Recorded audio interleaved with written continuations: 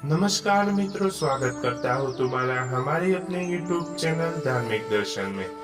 तो दोस्तों, आज हम बात करने वाले हैं कि श्री कृष्ण ने इन विचित्र घटनाओं को देखकर की थी कलयुग की 5 बड़ी भविष्यवाणियां। रहस्य जानकर आप भी कहेंगे दुनिया अंत की ओर बढ़ रही है।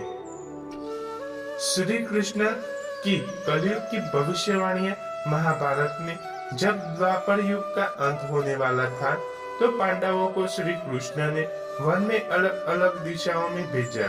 वन में जाकर 5 पांडवों के कई विचित्र घटनाओं देखी। जब श्री कृष्ण ने इन घटनाओं के बारे में पता चला, तो उन्होंने इन विचित्र घटनाओं को कलयुग से जोड़कर कलयुग से जुड़ी 5 बड़ी भविष्यवाणियां की। आइए जानते हैं श्री कृष्ण ने द्वापर युग में कलयुग की कौन सी 5 भविष्यवाणी की थी। तो दोस्तों, वीडियो में आगे बढ़ने से पहले यदि आप हमारे YouTube चैनल धार्मिक दर्शन में नए हैं, तो चैनल को सब्सक्राइब करके बेल आइकन जरूर दबाएं। तो दोस्तों, वीडियो शुरू करते हैं। महाभारत का रक्त रंजित युद्ध होने के बाद पांडवों ने कई वर्षों तक हस्तिनापुर में शासन किया, लेकिन पांडवों का मन फिर भी राजकाल में पूरी तरह रम नहीं पाया था, क्योंकि इतने भयानक युद्ध में पांडवों ने सिंहासन तो प्राप्त कर लिया, लेकिन बाकी सब खो दिया। वही द्वापर युग समाप्त होने की तरफ बढ़ रहा था। श्री कृष्ण ने जानते थे कि द्वापर युग के अंत के बाद कलयुग का आगमन होने वाला है।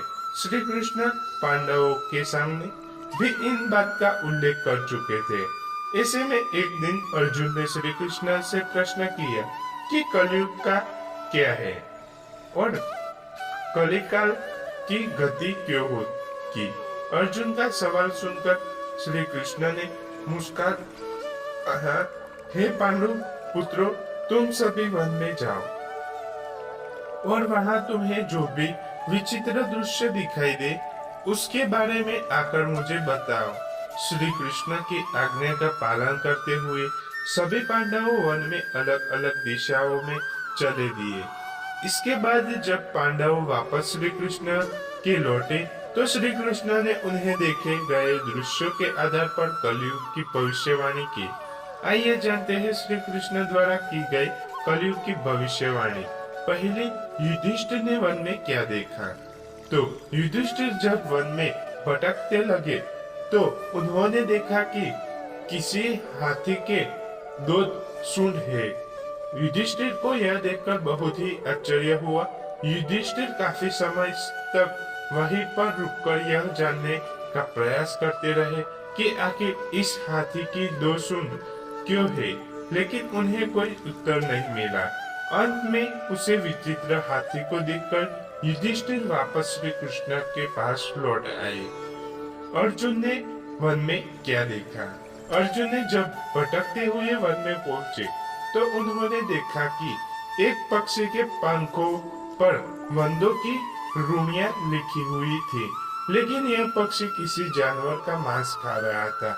अर्जुन ने जब यह दृश्य अपनी आंखों से देखा, तो अर्जुन को यह बात समझ नहीं आई कि दिव्य प्रतीत होने वाला है। कोई पक्षी ऐसा क्यों करेगा। अर्जुन भारी मन से श्री कृष्ण के पास लौट आए। भीम ने वन में क्या देखा। भीम जब वन में भटकते भटकते पहुंचे, तो उन्होंने देखा कि एक गाय ने बछड़े को जन्म दिया और बछड़े को प्रेम में इतना चाहती रहती कि बछड़ा घायल हो गया। बछड़े में से खून निकल लगा।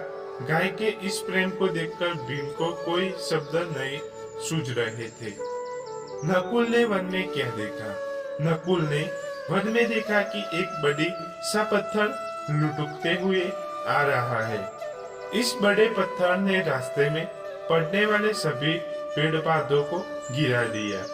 इस पत्थर को मजबूत दिखने वाले पेड़ की भी नहीं रोक पाए, लेकिन इसे जैसे ही यह शिला एक छोटी सी पौधे के पास पहुंची, उस पौधे का स्पर्श पाते ही यह पत्थर वहीं पर रुक गया। नकुल ने यह दृश्य देखा और इस बात के लिए श्री कृष्ण के पास आए। सहदेव ने वन में क्या देखा? सहदेव ने वन में देखा कि आसपास 5-6 कुत्ते हैं, कुएं हैं, उन सभी में पानी है, लेकिन इन छोटे कुएं के बीच में जो बड़ा कुआं है वह बिल्कुल खाली है, जबकि बीच का कुआं गहरा है, फिर भी इसमें पानी नहीं है। सहदेव ने इस कुएं के रहस्य को जानने के बिना ही कृष्ण के पास लौट आए। श्री कृष्ण ने युधिष्ठिर के दृश्य के बारे में यही भविष्यवाणी की। जब श्री कृष्ण को धर्मराज युधिष्ठिर ने वन में घटित घटना के बारे में बताया तो श्री कृष्ण ने कहा, हे धर्मराज, तुमने जो भी देखा वो कलयुग में के आने की आहट है। हाथी की 2 सूंड का अर्थ यह है कि भविष्य में इस धरती पर मनुष्य 2 तरह की बातें करेंगे। इनकी कथनी और करनी में बहुत अंतर होगा। मनुष्य नैतिकता को छोड़कर दोनों तरफ से एक दूसरे का शोषण करेंगे। श्री कृष्ण ने अर्जुन के दृश्य के बारे में की यह भविष्यवाणी। श्री कृष्ण ने अर्जुन से कहा, हे पार्थ, वन में तुमने वेद की रुनिया लेके जिस पक्षी को मांस खाते हुए देखा है वह भी कलयुग का संकेत है। कलयुग में ऐसे मनुष्य होंगे जो दिखने में तो ज्ञानी और ध्यानी होंगे, लेकिन दूसरी तरफ किसी अन्य मनुष्य पर इसी तरह अत्याचार करेंगे कि उनके शरीर पर से मांस दिखने लगेगा। इसका अर्थ यह है कि ज्ञान का दिखावा करते मनुष्य एक दूसरे के मांस का भक्षण करेंगे। उनके केवल पद और धन से ही मतलब रहेगा, फिर चाहे उन्हें किसी की हत्या ही क्यों न करने पड़े। श्री कृष्ण ने भीम से दृश्य के बारे में की यह भविष्यवाणी। श्री कृष्ण ने भीम से कहा, भीम, जिस तरह तुमने गाय को अपने बछड़े को वात्सल्य में चाटकर घायल करते हुए देखा, उसी तरह कलयुग में माता पिता अपने बच्चों के मोह में इतने अंधे हो जाएंगे कि उनके सही गलत का ज्ञान भी उन्हें नहीं होगा। अंधे प्रेम में डूबकर माता पिता तब तक बच्चों को प्यार करते रहेंगे जब तक कि उनका अहित न कर बैठे।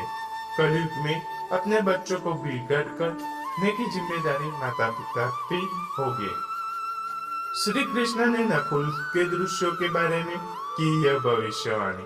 श्री कृष्ण ने नकुल से कहा कि कलयुग में ऐसा समय आएगा जब मनुष्य का पतन इतनी तेजी से होगा कि अपने संपर्क में आने वाले बड़े और मजबूत दिखने वाले मनुष्यों को भी वह पतन की ओर ले जाएंगे, लेकिन एक छोटा सा पौधा यानी हरि नाम उस मनुष्य के पतन को रोकेगा।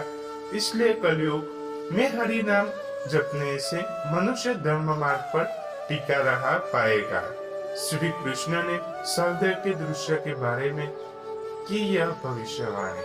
सहदेव ने काले कुएं वाले दृश्य का वर्णन करते हुए श्री कृष्ण ने कहा कि कलयुग में भी मनुष्य इसी तरह का हो जाएगा, जब मनुष्य दिखावे के लिए अपने धन को खर्च करेंगे, विवाह, जन्म, मरण आदि उत्सवों पर पैसे बहाएगा और उन लोगों को धन और उपहार देंगे जो पहले से बड़े हुए हैं, लेकिन उनके आसपास पड़ोस, रिश्ते, नातों में गरीबी और तंगी से जल रहे मनुष्य के लिए उसके पास कुछ नहीं होगा। उनका ध्यान जरूरतमंद लोग पर नहीं होगा।